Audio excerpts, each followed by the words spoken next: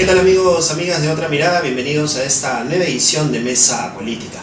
Esta semana se ha recordado un año más del Día Internacional de la Mujer, una fecha particular y especial porque se recuerda la lucha constante que tienen las mujeres para la consecución de sus derechos. Sin embargo, en pleno siglo XXI existen algunos datos y algunas cifras que resultan preocupantes, sobre todo en materia laboral y en materia de participación política de la mujer.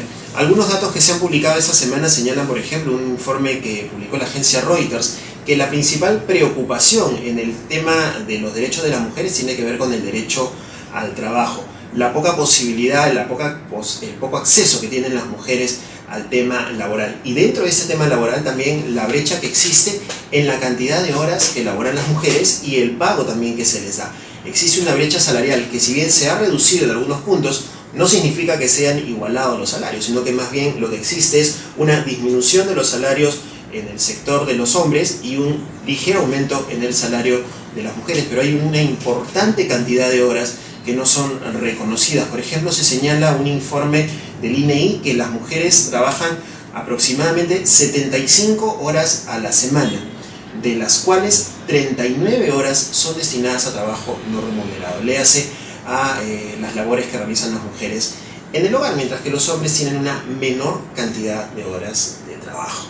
Para conversar sobre este y otros temas respecto a los derechos de las mujeres y el Día Internacional de la Mujer, nos acompaña Aida García Naranjo. Ella ha sido ministra de la Mujer y una importante también representante de del activismo en el tema de los derechos de las mujeres. Aida, ¿cómo estás? Muy buenos días. Claro que sí, muchísimas gracias, muy amable. En primer lugar, una felicitación a Otra Mirada.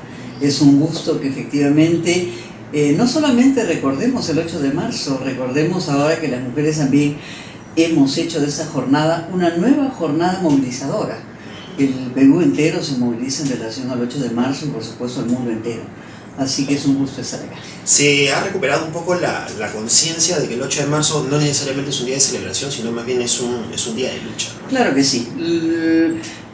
Estuve ayer en la audiencia pública del Congreso y justamente eso decía, porque una pregunta reiterada es ¿por qué un día para la mujer? ¿No? Y nos ocurre preguntar por qué el 1 de mayo, por qué el 24 de junio, por qué un día para el obrero, por qué un día para el campesino. Lo que tenemos pues son fechas símbolo. Y el 8 de marzo es efectivamente esa fecha símbolo que nos sirve para reflexionar efectivamente sobre las situaciones de las mujeres, porque la brecha existe, la inequidad existe, la desigualdad existe, y esto es efectivamente lo que nos recuerda el 8 de marzo como una jornada de lucha, y efectivamente los 365 días son de lucha y uno de conmemoración. Ese es el sentido, ¿no? Ahora bien, en ese aspecto de la lucha y de la consecución de derechos, ese tema de la brecha laboral, del cual hablaba yo al inicio del programa, esa brecha laboral existe. Hay informes que se han publicado donde señala que existe una brecha laboral, existe una brecha salarial. Aparentemente hay mayor posibilidad de acceso del trabajo de las mujeres hacia el tema laboral. ¿Es así? ¿Existe esa brecha laboral? ¿Hay un mayor acceso de las mujeres? ¿No existe? ¿Cuáles son las cifras que de alguna manera se vienen manejando? Sí existe, pero permíteme hacer una pequeña introducción nada más. El enfoque con el que hay que abordar la problemática de las brechas de género en general tiene que ser un enfoque integral. Y eso implica la autonomía económica, la autonomía política y la toma de decisiones, la autonomía física y la defensa de la vida. Hoy día nos queremos concentrar en lo laboral, que indudablemente es fundamental, pero los derechos son indivisibles, son interdependientes, ¿no? No podemos hablar de lo laboral sin hablar de educación. Solamente te pongo un ejemplo. El 23 de febrero de 1822, con José de San Martín, se da el decreto supremo para que las niñas ingresen a la escuela primaria y su educación quede a cargo, digamos, de los conventos de Lima. Sin embargo, 2 siglos después, el analfabetismo no está erradicado en el Perú.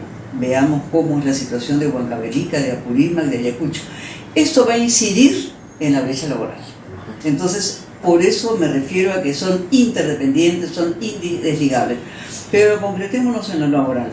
Se habla de un promedio nacional de un salario de 1.300 soles. Sin embargo, los promedios siempre son engañosos, lo he dicho muchas veces. Mientras que los hombres ganan 1.475, como es el promedio nacional, en relación medio como varones, las mujeres ganan 1.053 soles. Estamos hablando de una brecha de casi el 30%. Es decir, mientras que un hombre gana 100 soles, una mujer gana 71. Por lo tanto, ahí tienes una brecha laboral, a lo cual se va a sumar esa sobrecarga laboral que tienen no remunerada en el ámbito privado, en el espacio doméstico. Entonces, cuando hablamos de igualdad, tiene que ver con que hay desigualdad, con que hay brechas subsistentes y con que esta situación en el ámbito laboral es dolorosa, pese a que en esos momentos hay más de 7 millones de mujeres en la población económicamente activa, ¿no? Ahora, hay una cifra que también maneja la Organización Internacional del Trabajo, señala que la mitad de las mujeres en edad laboral tiene empleo, mientras que la proporción sube a 76 para los hombres. El Banco Mundial ha señalado que las mujeres ganan, y tiene que ver con lo que usted ha dicho, un promedio del 60 a 70% de lo que ganan los varones. ¿Esto a qué se debe? ¿A falta de políticas? ¿A falta de conciencia por parte del empresariado? ¿A qué se debe esta situación? A políticas públicas que no se cumplen. Desde el año 2001 tenemos nosotros normas en el Congreso y en comisiones, en particular en la Comisión de Trabajo del Parlamento de la República, planteando igual remuneración para igual trabajo. Esto no se cumple. Entonces lo primero es que tenemos un Estado que incumple su propia normatividad. Yo he escuchado nuevamente, digamos, la agenda de trabajo es una oferta en todas las plataformas electorales y lo escucho pues desde el millón de empleos de Belaúnde que nunca se cumplió. El trabajar rural y el trabajar urbano de Toledo pagaban 300 soles y 330, es decir, por debajo del salario mínimo, ¿no? Luego, efectivamente, en el caso de García tuvimos el PAID y el PROEM, todos programas de apoyo a los ingresos temporales en donde se les asigna a las mujeres y así sucesivamente, ¿no? Hay una fuerte responsabilidad del Estado, por lo tanto, hay incumplimiento de normas, hay una entrega a las mujeres y un asignar a las mujeres empleos de mayor precariedad, ¿no? Estamos hablando de que en esos momentos, digamos, el 78% de las mujeres están en la informalidad. Al estar en la informalidad, esos salarios son menores, porque no tienen CTS, no tienen vacaciones, no tienen descansos, no tienen el conjunto de los beneficios. Entonces, las mujeres están en ese segmento más que los hombres. De ahí que podemos observar que es mayor el salario de los varones y menor el de las mujeres, en tanto ellas en la informalidad no se ubican en el promedio nacional, se ubican en un promedio superior a ello, ¿no? Hablemos ahora de lo que es la participación política de la mujer. Uno revisa el gabinete ministerial de Pedro Pablo Kuczynski y ve por lo menos unas 5 o 6 mujeres que están dentro del gabinete ministerial. 2 en ministerios propiamente de mujeres, digamos, ¿no? Que es el Ministerio de la Mujer y el Ministerio de Desarrollo y de Inclusión Social. Y otras que aparecen en otras carteras. Hay un grupo de congresistas también mujeres, hay una liga parlamentaria también de mujeres, ¿no es cierto? Pero si uno revisa las cifras de gobiernos regionales y de alcaldías, esta cifra prácticamente ha disminuido y en algunos casos desaparecido. No hay mujeres o no hay una cantidad adecuada de mujeres en estos cargos. ¿Cómo ha ido avanzando este tema de la participación política de la mujer, de la lucha por el derecho a la participación política de la mujer? Yo creo que han habido avances significativos. O sea, si nosotros medimos que cuando recién se eligen mujeres en 1956 por primera vez, a partir de la ley que se promulga en 1955, el 7 de septiembre, solo fueron electas 8 mujeres. Hoy día tenemos 36 en el Congreso. Sin embargo, todo ello está por debajo de la cuota de género. Si vamos a analizar el tema de los gobiernos regionales, cuando se crea el proceso de descentralización actual, que es el más importante producido en la República, en el 2002 teníamos 4 presidentas regionales mujeres. Las teníamos en Tumbes, en Huánuco, en Moquegua y en Apurímac, reemplazando, digamos, al presidente que fue vacado. Hoy día tenemos una. Hoy día tenemos una que es Yanira Osorio, la representante de Arequipa. En el caso de las alcaldesas provinciales es más grave aún. Se habla de un promedio nacional de 3%, que ya es bajísimo. Sin embargo, llegamos a tener 5%. Por lo tanto, no solamente a nivel regional, esto es regresivo, de 16 a 4, sino a nivel provincial, de 5 a 3%. Y en el nivel distrital, indudablemente, también estamos ante una situación regresiva. Hemos pasado de un promedio de 4% a un promedio de 2.9% de alcaldesas distritales. Podríamos dar datos absolutamente exactos diciendo, digamos, que en esos momentos el Perú tiene de 1.600 alcaldías distritales en esos momentos, solamente tenemos 48 alcaldesas distritales.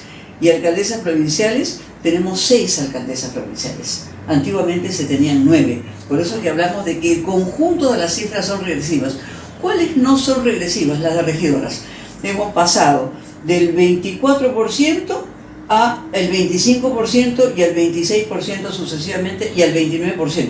Todas por debajo de la cuota, ¿no? Lo cual nos dice que a mayor poder, en el alto cargo de poder decisorio, a mayor poder, menos mujeres. Las mujeres están en la base de la pirámide, más no en la cúspide de la pirámide, en donde está la toma de poder. Entonces, el tema de la participación política no tiene que ver con participación, porque yo te podré decir un verbo, que yo participo, tú participas, ella participa, nosotros participamos y ellos deciden. Es decir, no estás en la toma de decisiones, y lo que se aspiraba desde Beijing era tener la mitad del cielo, la mitad del poder y la mitad de la tierra, ¿no? Ese era el gran lema, digamos, que organizan las mujeres desde el año 95. Entonces, se ha participado eternamente, la vida entera, los siglos enteros. La cuota ha sido un disparador y un facilitador, y vamos a concluir con una cosa: la cuota ha llegado a su límite. En ninguno de los estratos, ni regidoras distritales, ni regidoras provinciales, menos alcaldesas distritales, provinciales, regionales, ministras, efectivamente han alcanzado un espacio significativo en la toma de decisiones en los altos cargos de poder decisorio. Eso nos lleva a que no solamente hagamos el balance de que se acabó la cuota, no que no ha sido un disparador positivo, porque cuando se pasa de 8 a 36 estamos hablando de un disparador positivo, sino que se agotó. Necesitamos una nueva estrategia, una nueva fórmula, y por eso planteamos la paridad, planteamos la alternancia. Es decir, no solo la paridad, 50-50, ojo, hay que tener mucho cuidado porque ese 50% pudiese quedar relegado al final de la lista. Y ya conquistamos el 50-50. Es más importante efectivamente que esto sea integral. En este contexto de reforma electoral, esto tiene que ser integral, es decir, una mujer, un varón, una mujer, un varón, o si la lista empieza con un varón, una mujer. Es decir, esto es lo significativo del cambio de estrategia que necesitamos en este periodo. Ahora, también hay mucho que ver con el tema de cómo es que se mira a las mujeres que intentan postular a estos cargos públicos, ¿no? Y a las que llegan también, de qué manera se les evalúa, entre comillas, en la sociedad. Es mucho más fácil, aparentemente, criticar y demoler a una mujer en un cargo público que demoler a un varón en un cargo público. Se ha visto con Susana Villarán, se ve ahora con la ministra de Educación, ese tipo de cosas que pasan desde la soltería o no de la mujer hasta el tema de si tiene o no tiene hijos. Sí, hemos sido las mujeres parte de linchamientos mediáticos, y indudablemente se considera que el espacio público de la política es masculino.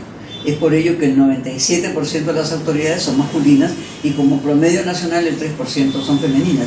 Sigue siendo un espacio que aún no podemos romper esos techos de cristal que parecieran que no se ven, que tenemos un conjunto de normas. El Perú tiene más de 1000 normas en materia de género si analizamos desde los inicios de la República hasta ahora. Entonces, indudablemente es más difícil ser mujer, es más difícil insertarse en la política porque hay un estereotipo, es decir, la mujer a la casa, el hombre a la calle.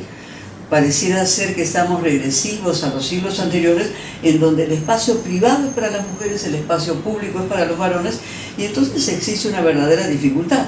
Y a la mujer se le pregunta pues si tiene marido, si es casada, si es divorciada, cómo se viste, cómo le fue, cómo están los chicos en la casa, y a los hombres efectivamente no se les ocurre preguntarles sobre su vida familiar. Hay efectivamente acoso también sexual, hay acoso político. No es por gusto que las mujeres están planteando, digamos, las leyes contra el acoso político a las mujeres, y indudablemente tiene que ver con esa estigmatización de que el espacio público y la política y la conducción del país no debe estar en manos nuestras. Aida García Naranjo, ex ministra de la Mujer, estuvo con nosotros en esta edición de Mesa Política. Le agradecemos por su presencia y seguramente conversaremos más adelante de otros temas que tienen que ver también con claro el tema que sí. Derecho. Ojalá pudiéramos conversar sobre la necesidad de invertir más en las mujeres y efectivamente menos discursos, más recursos, y pensar que un cambio sin las mujeres siempre será solo un cambio a medias. Y bien, continuaremos trabajando por eso. Puede ver esta entrevista y las otras también que tenemos en nuestra página web www.otramirada.p y nos encuentra como Otra Mirada también en Twitter y en Facebook. Hasta una próxima edición. Muchísimas gracias.